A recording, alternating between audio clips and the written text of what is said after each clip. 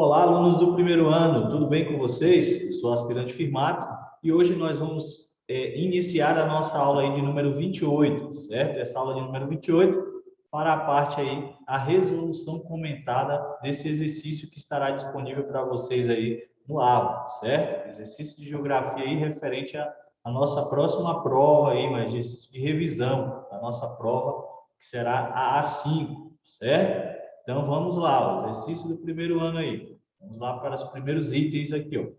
Sobre os conteúdos geográficos envolvendo aí as categorias de análise da geografia, a teoria da deriva continental, processo geológico e a classificação do relevo, julguem os itens em verdadeiro ou falso, certo? Então, temos aí vários conteúdos que já vimos, né, ao decorrer, né, de nossas aulas de geografia. Na última aula, trabalhamos aí a questão dos recursos hídricos, certo? Falamos um pouco aí sobre essa importância, sobre as hidrelétricas, sobre os impactos gerados aí pela utilização da água no Brasil e no mundo, certo? E águas oceânicas, águas continentais, e aqui a gente vai fazer aí um combo, né, de todos os conteúdos que já trabalhamos até aqui, certo? Então, vamos lá para o nosso primeiro item aqui para a gente julgar ele em verdadeiro ou falso, certo?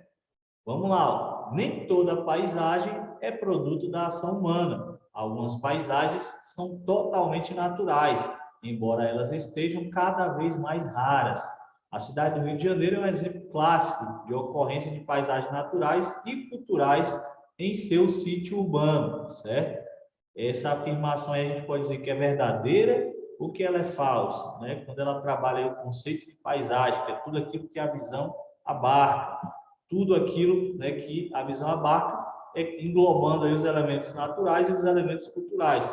Ela fala aqui que a ação humana, nem toda paisagem é produto da ação humana, correto, né? Existem paisagens que são totalmente naturais, né? É um pouco mais raro isso, né? É um pouco mais raro a gente encontrar essas paisagens naturais, sim, mas elas ainda existem, né? Então, a cidade do Rio de Janeiro ali é um exemplo clássico aí de ocorrência de paisagens naturais e culturais em seu sítio urbano, certo? Aquela formação ali dos guinais, né? Pedras metamórficas que foram formadas aí há muito tempo atrás, o Pão de Açúcar, né? Pedra da Gávea, que a gente estudou aí. Alguns são guinais, outros são formados ali pela formação granítica, certo? E a gente vai ter essa ocorrência muito forte ali no Rio de Janeiro. Então, essa afirmação primeira aqui, ó, ela é verdadeira, certo? Então, a primeira afirmação aí, verdadeira, certo? Vamos lá para a segundo item, certo? O segundo item nos fala aqui, ó, a formação das dorsais oceânicas e suas feições de relevo ocorre pela separação entre as duas placas tectônicas, né? Ele fala que em separação, o que se manifesta mais claramente em movimentos divergentes, né? Entre as placas, divergente, lembrando, aos movimentos, né? Movimentos convergentes são movimentos de encontro, movimentos divergentes são movimentos de separação, né? E os movimentos tangenciais, ó, são aqueles paralelos, né? Ou transformantes, como é o caso lá da placa lá norte-americana, né? Onde a gente tem lá a falha de San Andreas, né? Ou a falha de Santo André, lá na Califórnia, nos Estados Unidos, certo? Então, está dizendo aqui que essas dorsais oceânicas, né, são feições do relevo que ocorrem pela separação de duas placas, o que se manifestam, né, mais claramente em movimentos divergentes entre as placas. Um exemplo clássico é a ocorrência da dorsal mesoatlântica, que está localizada entre as placas sul-americana e a placa africana, né? Então, esse item aqui, ele nos traz aí uma informação verdadeira ou uma informação falsa? O que vocês acham aí? Respondam aí. A gente vê o que é que a gente traz aí, né? Quando ele diz que as dorsais, né, mesoatlânticas, no caso aqui a meso-oceânica, né? Dorsais meso-oceânicas, no caso aqui a dorsal mesoatlântica, que é a dorsal que a gente tem aqui no meio do Oceano Atlântico, né? Os movimentos deles são dessas placas, né? Nessas áreas de dorsal, no caso aqui da dorsal mesoatlântica, é um movimento convergente ou divergente, como está sendo trabalhado aí no texto, né? Então, quem apreciou aí, né, e colocou como movimentos divergentes, né, que dão origem às dorsais, colocou aí como correto. Então, o item 2, né, ele se apresenta aí como verdadeiro também, certo? Ele se apresenta aí como item verdadeiro, colocando aqui para vocês também fazendo o gabarito de vocês aí, certo? A classificação, ó, terceiro item, A classificação de Jurandir Ross, 1995, né, aproximadamente aí, do relevo brasileiro, adotou como procedimento metodológico os aspectos formativos altimétricos e geológicos do relevo, além do levantamento de imagens aéreas. Dessa maneira, o relevo brasileiro foi classificado conforme suas características geomorfológicas, com destaque para os aspectos de formação em duas tipologias distintas, né? Tais quais os planaltos, né? E as planícies. O que a gente pode tirar aí desse item? Será que ele está verdadeiro? Será que ele está falso? Né? O que vocês colocariam aí como classificação desse item, verdadeiro ou falso? Né? Julgaria esse item como verdadeiro ou como falso? Né? Então, quando ele traz aí a classificação do relevo, lembrando que a gente teve várias, né? Tivemos as aulas falando um pouco sobre isso, tivemos lá do Haroldo de Azevedo, tivemos do grande geógrafo Aziz Absaber, né? E, por último, a gente teve a do professor Jurandir Ross, que traz aí, né, contemplando 3 tipologias distintas. Todas as anteriores trabalhavam só com a questão dos planaltos e das planícies, e essa nova classificação do professor Jurandir Ross, né, ela adotou, né, de fato, o procedimento metodológico de aspectos formativos, altimétricos e geológicos. Isso é verídico, certo? Levantamento de imagens aéreas também foi ocorrido isso aí, nesse processo, nesse levantamento aí da classificação do relevo, essa última, do Jurandir Ross. Porém, que deixa a questão aqui errada, são quando ele trata aqui que foram formados aí, a partir desse estudo, 2 tipologias foram criadas, quando na verdade foram 3 tipologias, né? Onde a gente vai ter os planaltos, as planícies e a novidade que são as depressões, certo? Então, as depressões aparecem aí com uma tipologia nova que não aparecia lá na classificação dos anteriores, né? Então, esse item ele se torna aí falso, certo? Falso por conta aí do número de tipologias, quando na verdade aí foram 3, não 2, quando entra aí a questão das depressões, né? As depressões vieram aí como uma referência aí para essa nova classificação do relevo, que é atual, né? Até hoje a gente tem. Quando a gente fala em formas de relevo no território brasileiro, a utilizada vai ser de Jurandir Ross, onde a gente tem aí planaltos, planícies e depressões, certo? Vamos lá para nosso item de número 4. Né? Vou subindo aqui e vocês vão acompanhando comigo aí, ó. No Brasil, predominam os maciços antigos, certo? E as bacias sedimentares, é a estrutura geológica brasileira, né? São aí os maciços antigos, ou os escudos cristalinos, e as bacias sedimentares. Não temos dobramentos modernos no Brasil, vale ressaltar. Os maciços antigos são estruturas geológicas muito antigas, certo? Formadas por rochas magmáticas e metamórficas, que são rochas mais antigas no processo de formação mesmo. Já as bacias sedimentares são formações aí rochosas originadas da acumulação de sedimentos oriundos, né, originados de rochas sedimentares. Certo ou errado aí, né? Verdadeiro ou falso, melhor dizendo. Qual o julgamento que você faria aí nesse item 4 aí? Né? Considerando aí tudo que a gente já estudou aí sobre os maciços antigos e as bacias sedimentares. O que é que a gente pode trabalhar dentro disso aí? Então, a gente pode dizer que essa afirmação está correta, incorreta, verdadeira ou falsa, né? Então, quem colocou aí, ó, essa afirmação aí como uma afirmação, né, verdadeira, acertou o item aí, certo? Então, todas as informações aqui estão verdadeiras, certo? Vou colocar aqui de vermelho para que a gente possa visualizar melhor aí as respostas. Vamos lá, ó, mais um aí sobre estrutura geológica aí, ó. 5, item de número 5. Os escudos cristalinos ou maciços antigos compõem um terço do território nacional, com áreas planálticas formadas aí, vou subir aqui, pelo desgaste do relevo ao longo do tempo. Haja vista que a área superficial do país é antiga. Um exemplo clássico dos escudos são os chamados escudos das Guianas, né? Que está localizado na porção setentrional do território brasileiro. Como é que a gente vai saber se está certo aí, né? Algumas informações a gente já sabe, né? Que os escudos cristalinos são maciços antigos, de formação aí, né? Mais antiga, isso é fato, é onde a gente costuma encontrar os minerais metálicos, né? ocorre o desgaste do relevo ao longo do tempo. Lembra que a gente falou lá dos morros testemunhos, né? Onde a gente tem aí as estruturas que acabam ficando como marcas do processo erosivo, né? Ao longo do tempo aí, como testemunha desse processo erosivo. A gente viu nas últimas aulas aí sobre relevo. Então, aí a gente tem tipo correto. Um exemplo clássico dos escudos são os chamados aí, escudos das Guianas. Esse escudo, de fato, ocorre, né, lá naquela região ali, ao norte, né, da região norte brasileira, ali, do Amapá, estado do Amazonas, estado do Pará, certo? Onde está localizado esses escudos das Guianas, certo? Como ele fala em porção setentrional do território brasileiro, então está correto, porque é na porção norte, né? Todas as vezes que a gente ouve falar nesse termo setentrional, a gente está fazendo a referência à porção norte de alguma determinada área aí, certo? Então, o item 5, está verdadeiro aí, ok? Então, item verdadeiro. Vamos marcar ele aqui para deixar registrado aí, certo? Vamos agora para a questão de número 6, certo? Essa questão de número 6 vai trabalhar um pouquinho aí também sobre a questão geologia e relevo, né? Basicamente, certo?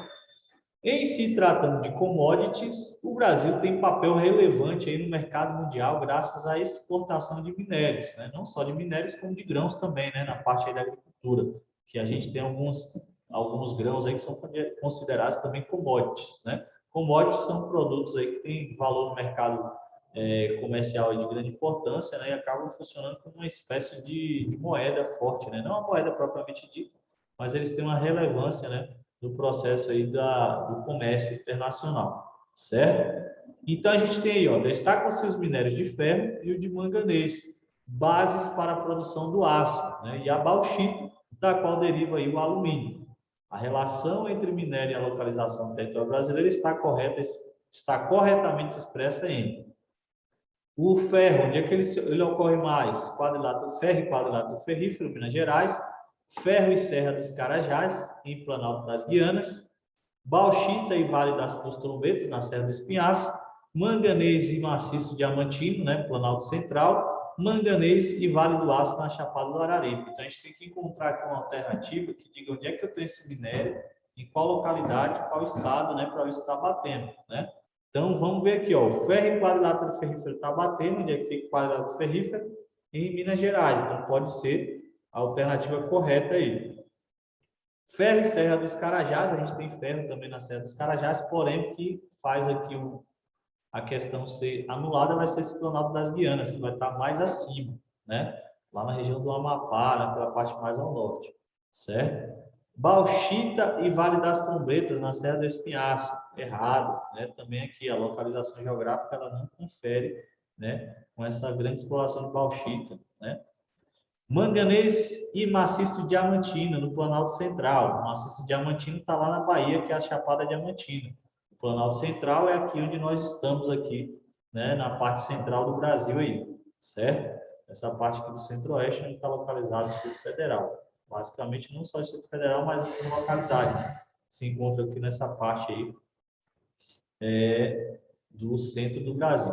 O manganês e o Vale do Aço, na Chapada do Araripe, né? O que é aqui a questão é essa Chapada do Araripe. O Vale do Aço não está localizado na Chapada do Araripe. A Chapada do Araripe fica mais ao nordeste, tá? Certo? Então, a gente vai ter, ó, como alternativa correta a letra A, onde destaca aí o ferro, quadrilátero ferrífero. Nós já estudamos isso, né? Em aulas passadas aí, sobre essa disponibilidade de ferro, que é a maior exploração aí para a exportação que está em Minas Gerais ali, é o quadrilátero ferrífero. Correto? Vamos para a nossa sétima questão. Essa sétima questão vai falar um pouco aí sobre o pré-sal, certo? Que a gente tem uma ilustração mostrando, né? Já vimos nas aulas passadas também que esse pré-sal é uma jazida de petróleo, né? Localizada abaixo de uma grande camada de sal, por isso o nome pré-sal. Quando o que é comum de exploração, né, rotineira da Petrobras é mais a camada pós-sal, que está aí a 2, 3 mil metros de profundidade. O pré-sal já está ali mais profundo, né, a 6, 7 mil metros de profundidade, por isso tem uma dificuldade maior numa exploração em larga escala, certo? Então vamos lá. O pré-sal se tornou uma importante página da história dos recursos energéticos no Brasil. São grandes reservas, né, grandes volumes aí de petróleo. A partir de sua descoberta, um novo universo de possibilidades foi aberto para a indústria petrolífera brasileira. Sobre o pré-sal, assinale a proposição correta, né? Então, vamos assinalar que está correta aí, ó. Vamos ver aqui, ó, letra A. As formações da camada pré-sal estão localizadas em bacias sedimentares entre o litoral do Rio Grande do Norte e o litoral de Santa Catarina. Se for o petróleo normal, a gente pode encontrar, né, do Rio Grande do Norte, né, até Santa Catarina, até o sul do Brasil. Porém, as principais reservas de pré-sal, elas estão ali entre o Espírito Santo e Santa Catarina, que a gente falou nas aulas, né? Principalmente ali na costa ali do Espírito Santo, Rio de Janeiro e São Paulo, né? Até Santa Catarina você ainda consegue chegar ali grandes reservas. Então, o que erra aqui é isso, né? Seria ali mais ou menos do Espírito Santo até Santa Catarina, e não do Rio Grande do Norte, no caso do pré-sal específico, da jazida de pré-sal. Em face da grande profundidade, a exploração do petróleo na camada pré-sal não afetará o ambiente, né? Pelo contrário, um dos principais entraves aí para a exploração em larga escala é essa questão da grande profundidade, que existe aí um perigo, né, de vazamento desse petróleo e aí impactar diretamente no ambiente marinho aí de uma forma bem negativa, certo? Letra C, vamos lá. As camadas do pré-sal estão localizadas nas áreas da planície amazônica e do Pantanal mato-grossense. Não, estão na bacia sedimentar oceânica, certo? Então, as grandes reservas de petróleo que a gente tem no pré-sal estão nas bacias sedimentares oceânicas, certo? A letra D ficou um pouquinho aqui desconfigurada, né, gente? Mas eu vou fazer a leitura por cá, certo? Vocês visualizarem comigo aí. A descoberta da camada de petróleo, do pré-sal, poderá dar ao Brasil uma independência energética de derivados deste hidrocarboneto, certo, né? Seria para o Brasil aí uma grande oportunidade aí, né? Quando na verdade aí a gente aumentaria muito a nossa produção deste tipo de hidrocarboneto que é o petróleo, né? Que é muito utilizado aí na indústria, né, no comércio como um todo, aí, a partir do momento que se deriva, né, faz o processo do refino e a gente tem os derivados do petróleo, gasolina, querosene, tem o princípio do plástico lá, né, e todos os outros componentes que são utilizados também, né. Então, a letra D é a resposta correta. Letra E, vamos lá. Considerando o tempo geológico, as formações do pré-sal são recentes, não são recentes, né? A gente está falando de combustíveis fósseis, né? Originados a partir da decomposição de organismos pré-históricos. Então, são antigos, ou seja, data do quaternário da era Cenozoica, mesmo período que surge o Homo sapiens. Não. Se a gente está falando de combustíveis fósseis, atividade de fósseis, né? Então, ele começou a ser originado lá na decomposição antes mesmo do período quaternário da era Cenozoica, quando o homem aparece, né? Que é até uma questão na última prova nossa, né? Que mostra lá o cara correndo atrás do dinossauro, que não é possível, por quê? Os dinossauros existiram antes do surgimento aí da espécie humana, né? Na Terra, certo? Então, letra E, incorreto. Vamos agora para a nossa última questão aqui, ó, certo? Questão de número 8. A respeito das características da produção de energia por hidrelétricas, né? Vai falar de energia hidrelétrica, é correto afirmar que, vamos aqui lembrar que hidrelétricas é um tipo de fonte de energia que, para geração de energia elétrica, né? Que a gente pode considerar um tipo de fonte renovável, porque não há poluição nesse processo, né? A água, quando é utilizada para movimentar as turbinas, vimos nas últimas aulas, ela continua sendo água, mesmo passando pela barragem ali, pelo canal ali que movimenta as turbinas, certo? Então, não há alteração da composição química da água. A água continua sendo H2O. Por isso, a gente pode dizer que é uma fonte renovável de geração de energia, certo? Então, ele quer aqui, ó, é correto afirmar que aqui a gente vai ter que fazer, sim, aí a gente tem as afirmativas, e aí, ao final, a gente tem aqui, ó, estão incorretas as alternativas. Então, a gente vai marcar aqui, ó, nas alternativas as que estão incorretas, certo? Vamos lá. E tem um aqui, ó, as usinas hidrelétricas são construções que utilizam os fluxos dos rios para gerar energia elétrica. Certo ou errado isso aí? Usinas hidrelétricas são construções que utilizam os fluxos, né, movimento da água dos rios para gerar energia elétrica. Certíssimo, né? É a força hidráulica movimentando as turbinas e transformando em energia elétrica. Então, está certo. 2. há usinas hidrelétricas instaladas apenas nos países tropicais, onde os rios são mais abundantes e as condições de produção de energia hidrelétrica são mais favoráveis. O errado aqui foi essa generalização, né? Apenas nos países tropicais. A gente tem geração de energia hidrelétrica em vários países, né? Temperados, tropicais, né? Você não vai encontrar isso num país próximo ali ao ciclo polar ártico antártico, né? Porque aí também você não vai ter todo esse fluxo de água que dê para tirar energia, mas em áreas temperadas e tropicais podem ocorrer, não só apenas tropicais, certo? Então, 2, incorreto. 3, o represamento de água no curso fluvial é pré-requisito para a construção de usina hidrelétrica. Então, a represa, né, a construção da represa é fundamental. Sem ela, não tem como você segurar a água para que essa força da água movimente as turbinas. Então, é necessário o represamento. Então, 3 está certo. Item de número 4. As usinas hidrelétricas ainda são uma fonte de energia pouco explorada no mundo, né? Esse pouco explorado aqui é a questão, porque é muito explorado, é uma das principais fontes de energia, né? Representa um percentual mínimo frente às outras modalidades, pelo contrário, é uma das principais fontes de geração de energia, certo? A hidrelétrica. Então, até agora aqui, 2 e 4 estão incorretas. Vamos ver a 5 aqui para a gente fechar aqui e matar aqui essa última questão.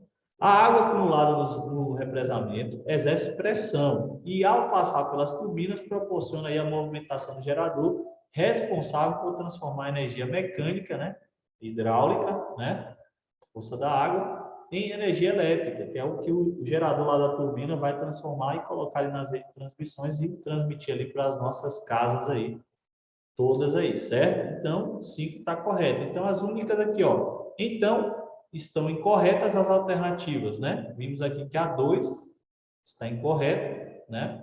E a 4 também está incorreta. Todas as demais estão corretas. Então, a alternativa que contempla aqui vai ser a letra D de dado, não é isso?